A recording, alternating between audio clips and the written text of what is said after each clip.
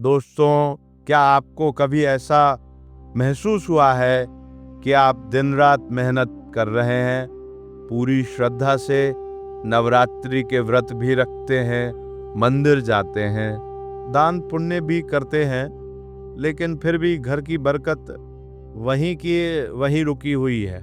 क्या आपको लगता है कि कोई अदृश्य दीवार है जो आपकी सफलता और आपके घर के बीच खड़ी है?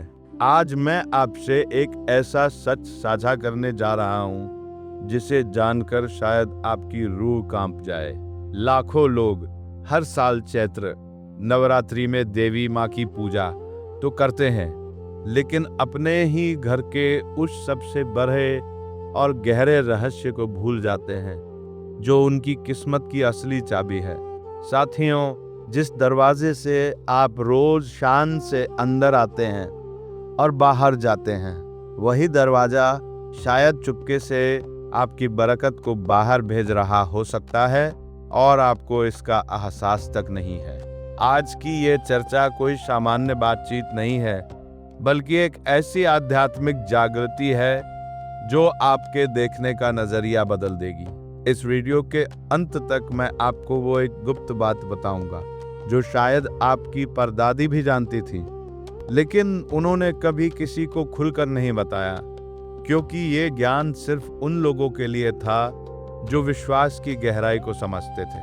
अगर आप आज ये वीडियो देख रहे हैं तो यकीन मानिए, ये कोई इत्तेफाक नहीं है। ब्रह्मांड आपको कुछ संकेत देना चाहता है। लेकिन रुकिए, इससे पहले कि हम उस गहरे रहस्य की परतों को खोलें, मैं आपसे एक कड़वा सवाल पूछना चाहता हूँ। क्या आप वास्तव में चैत्र नवरात्रि की उस शक्ति को जानते हैं जो आपके जीवन की दिशा बदल सकती है, या आप भी बस भीड़ का हिस्सा बनकर वही कर रहे हैं जो सब कर रहे हैं? चैत्र नवरात्रि का समय सिर्फ 9 दिनों के उपवास का समय नहीं होता। ये वह कालखंड है जब प्रकृति खुद को दोबारा जन्म देती है, जब ब्रह्मांड की ऊर्जा का स्तर अपने चरम पर होता है।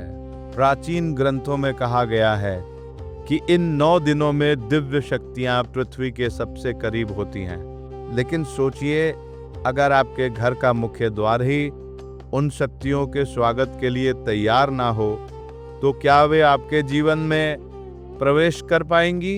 हम अपने कमरों को सजाते हैं, अपनी रसोई को साफ रखते हैं, लेकिन उस प्रवेश द्वार को भूल जाते हैं जो शास्त्रों के अनुसार केवल लकड़ी और लोहे का ढांचा नहीं, बल्कि आपके किस्मत का मुख है।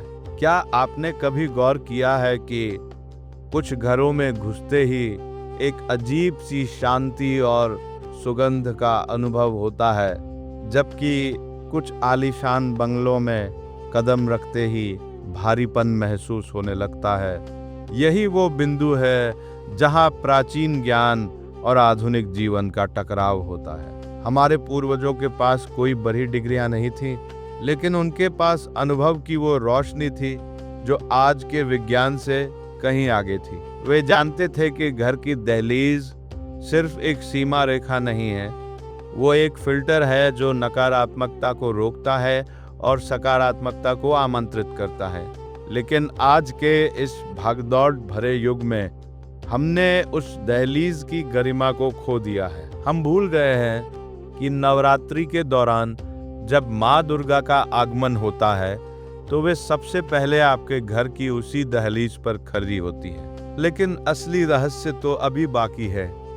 क्या आपको पता है कि आपके घर के आंगन में खेरी वो पवित्र तुलसी आपके मुख्य द्वार से किस तरह जुड़ी हुई है? सोचिए, क्या आपके घर में भी तुलसी का पौधा मुरझा रहा है? क्या आपकी कड़ी मेहनत के बाद भी पैसा पानी की तरह बह जाता है? अगर हाँ, तो समझ लीजिए कि आप उस एक बरही कड़ी को छोड़ रहे हैं जो पीढ़ियों से हमारे बुजुर्गों ने संजो कर रखी थी। अक्सर हम बरही बैरी पूजा अर्चना में इतने खो जाते हैं कि उन छोटी लेकिन शक्तिशाली क्रियाओं को नजरअंदाज कर देते हैं जो वास्तव में हमारे भाग्य के द्वार खोलती है। मैं आपको उस परंपरा की ओर ले जाना चाहता हूँ जहाँ विश्वास और विज्ञान का एक अद्भुत संगम होता है। चैत्र नवरात्रि के इन पवित्र दिनों में जब हवा में मंत्रों की गूंज होती है, तब एक विशेष ऊर्जा का निर्माण होता है। प्राचीन काल में ऋषि मुनि इस समय का उपयोग अपनी आंतरिक शक्तियों को जागृत करने के लिए करते थे और गृहस्थ लोग इसे अपने घर की रक्षा और समृद्धि के लिए इस्तेमाल करते थे। लेकिन यहाँ एक बड़ा सवाल खड़ा होता है, क्या सिर्फ दिया जलाने और फूल चढ़ाने से सब कुछ बदल जाएगा? बिल्कुल नहीं। अध्यात्म कहता है कि भाव सबसे बड़ा होता है, लेकिन भाव के साथ जब सही क्रिया का मेल होता है तभी चमत्कार जन्म लेते हैं। आपने कई बार देखा होगा कि कुछ लोग नवरात्रि के दौरान अपने मुख्य द्वार पर विशेष चिन्ह बनाते हैं या कुछ खास चीजें लटकाते हैं। क्या वो सिर्फ दिखावा है या उसके पीछे कोई गहरा विज्ञान छिपा है? साथियों, असली बात तो वो है जो बहुत कम लोग जानते हैं। तुलसी और मुख्य द्वार का वो अटूट रिश्ता जिसे आज का समाज लगभग भूल चुका है। लोग तुलसी की पूजा तो करते हैं, लेकिन नवरात्रि में तुलसी के पास रखी जाने वाली एक विशेष चीज के बारे में उन्हें कोई अंदाजा नहीं है। अध्यात्म की इस यात्रा में आगे बढ़ने से पहले जरा अपने मन की गहराई में झांक कर देखिए। क्या आप उन पुराने संस्कारों को फिर से जीवित करने के लिए तैयार हैं? क्या आप अपनी पुरानी समस्याओं के नए समाधान ढूंढना चाहते हैं? नवरात्रि के ये 9 दिन आत्म मंथन के दिन हैं। इन दिनों में की गई एक छोटी सी गलती सालों की मेहनत पर पानी फेर सकती है और एक सही कदम 7 जन्मों के दुखों को काट सकता है। मैं जानता हूं कि आप में से बहुत से लोग इस वक्त संघर्ष कर रहे होंगे।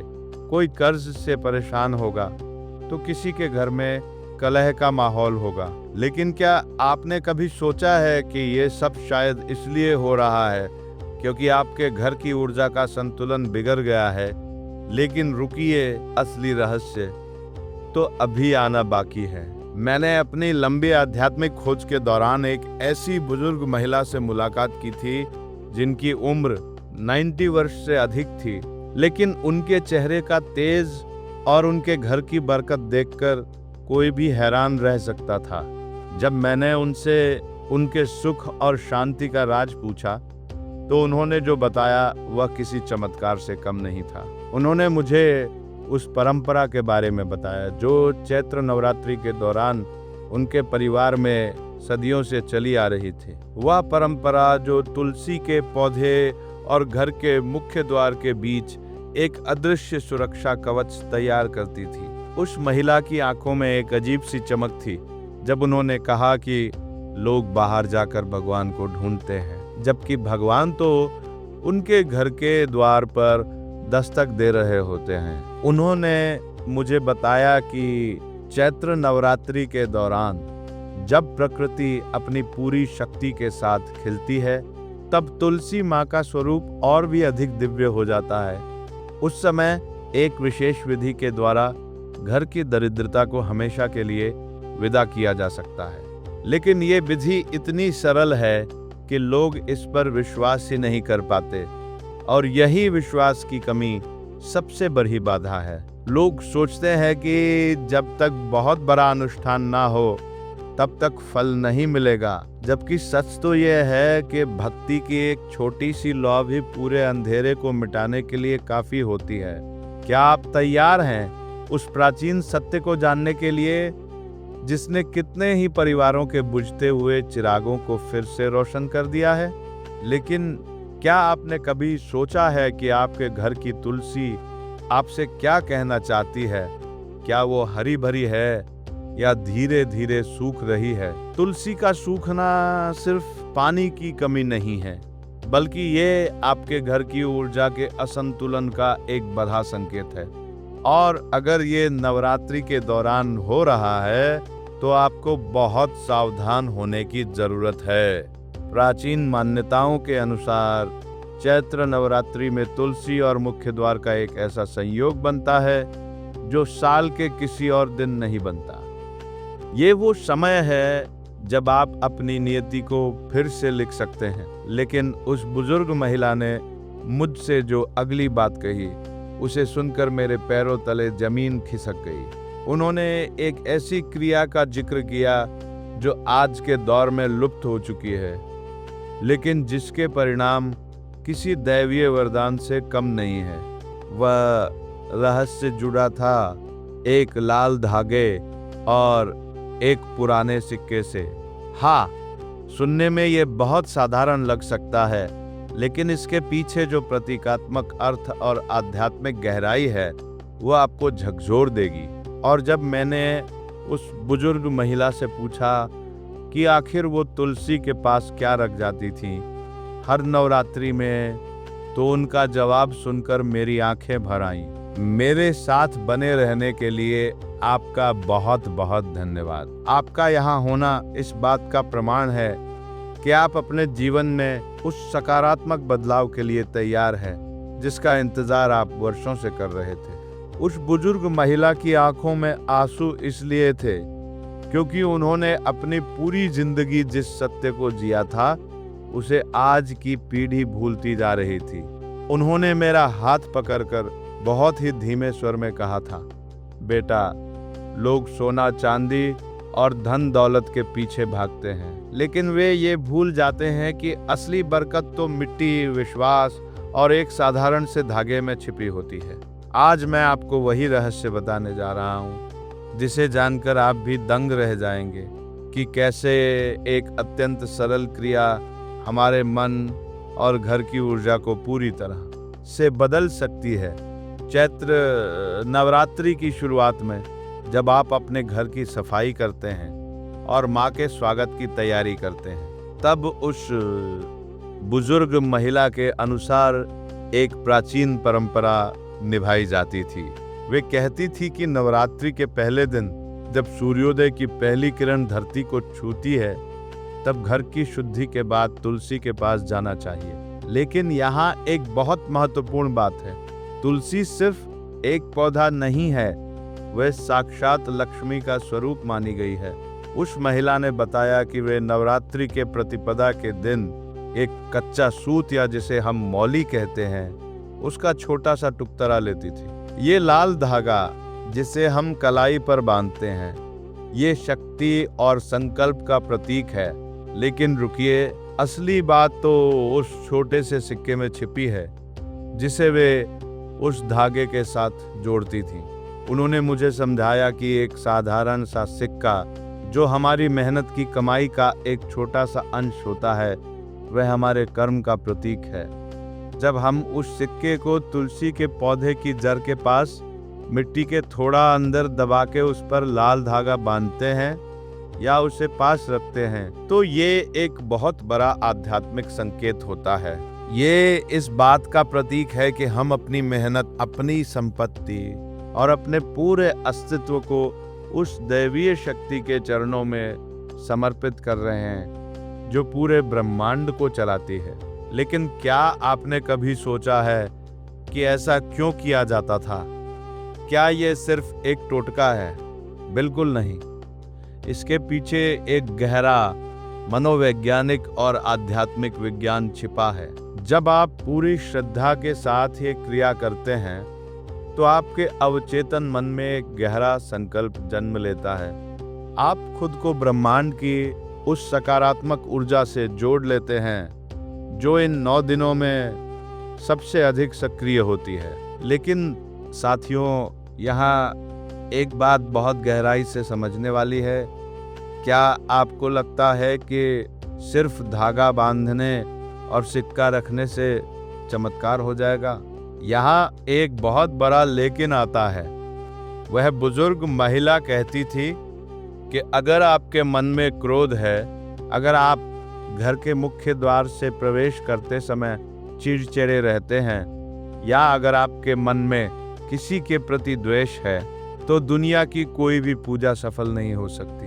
असली रहस्य तो उस वातावरण में है जिसे आप इन 9 दिनों में अपने घर के अंदर बनाते हैं। क्या आप जानते हैं कि चैत्र नवरात्रि के दौरान आपके घर का मुख्य द्वार सिर्फ आने जाने का रास्ता नहीं होता, बल्कि वो एक फिल्टर की तरह काम करता है। जब आप सुबह उठकर तुलसी को जल देते हैं और उस लाल धागे और सिक्के के माध्यम से अपनी कृतज्ञता प्रकट करते हैं, तो आपके घर की पूरी ऊर्जा बदल जाती है। लेकिन सोचिए, क्या आपके घर में भी वही शांति है जो एक मंदिर में होनी चाहिए? अक्सर हम देखते हैं कि नवरात्रि के दौरान भी लोग छोटी छोटी बातों पर झगड़ते हैं, झूठ बोलते हैं या दूसरों की बुराई करते हैं। यहीं पर हम सबसे बड़ी गलती करते हैं।